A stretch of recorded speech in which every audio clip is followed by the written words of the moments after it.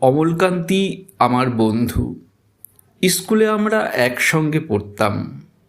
রোজ দেরি করে ক্লাসে আসতো, পড়া পারত না। শব্দরূপ জিজ্ঞেস করলে এমন অবাক হয়ে জানলার দিকে তাকিয়ে থাকতো যে দেখে ভারী কষ্ট হতো আমাদের। আমরা কেউ মাস্টার হতে চেয়েছিলাম, কেউ ডাক্তার, কেউ উকিল। অমলকান্তি সেসব কিছু হতে চায়নি। সে রোদ্দুর হতে চেয়েছিল।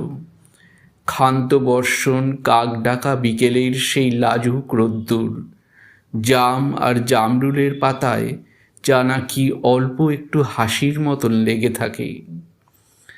আমরা কেউ মাস্টার হয়েছি, কেউ ডাক্তার, কেউ উকিল। অমলকান্তি রোদ্দুর হতে পারেনি। সে এখন অন্ধকার একটা ছাপাখানায় কাজ করে। মাঝে মাঝে আমার সঙ্গে দেখা করতে আসে, চা খায়, এটা ওটা গল্প করে, তারপর বলে, উঠি তাহলে।